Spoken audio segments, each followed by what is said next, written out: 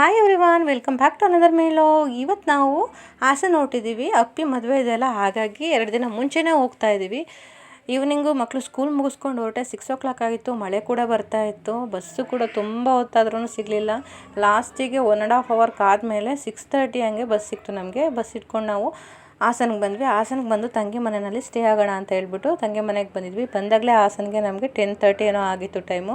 ನಾನು ಬಂದು ಸೀರೆ ಸ್ವಲ್ಪ ಪ್ಲೇಟಿಂಗ್ ಮಾಡಿಕೊಂಡು ಆಮೇಲೆ ಮೆಹಂದಿ ಎಲ್ಲ ಹಚ್ಕೊಂಡು ಮಲಗೋ ಅಷ್ಟರಲ್ಲಿ 2 ಗಂಟೆ ಆಯಿತು. ಮಾರ್ನಿಂಗ್ ಇದ್ದು ಸ್ವಲ್ಪ ಫೇಸ್ ಪ್ಯಾಕ್ ರೆಡಿ ಮಾಡ್ಕೊಳ್ಳೋಣ ಅಂತ ಹೇಳ್ಬಿಟ್ಟು ಎವರೆಸ್ಟ್ ಸ್ಕ್ರಬ್ಬರ್ನ ಮತ್ತು ಎವರೆಸ್ಟ್ ಗ್ಲೋಯಿಂಗ್ ಫೇಸ್ ಮಾಸ್ಕನ್ನು ಹಾಕ್ಕೊಂಡಿದ್ದೀನಿ ಇವಾಗ.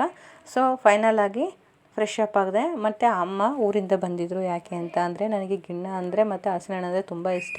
ಬೆಂಗಳೂರಿಗೆ ಬರೋಕ್ಕಾಗಿರಲಿಲ್ಲ, ಹಸು ಕರ ಹಾಕಿತ್ತು ತರೋದಕ್ಕೆ ಅಂತ ಹೇಳ್ಬಿಟ್ಟು. ಹಾಗಾಗಿ ಇಲ್ಲಿ ಹಾಸನಿಗೆ ಬಂದಿದ್ದಲ್ಲ, ಹಾಗಾಗಿ ಬೆಳಗ್ಗೆನೇ ಬೇಗ ಬಂದಿದ್ದರು ಅಮ್ಮ. ನಾನು ನೋಡ್ಕೊಂಡೋಗಿ ಕೊಟ್ಟೋಗೋಣ ಅಂತ ಹೇಳ್ಬಿಟ್ಟು ಮನೆಯುತ್ತೆ ಈಗ ರೆಡಿ ಆದಳು. ನಾನು ಕೂಡ ಸಿಂಪಲಾಗಿ ಇಲ್ಲಿಂದನೇ ಸೀರೆ ಉಟ್ಕೊಂಡು ಹೋಗೋಣ ಅಂತ ಹೇಳ್ಬಿಟ್ಟು ರೆಡಿ ಆದೆ.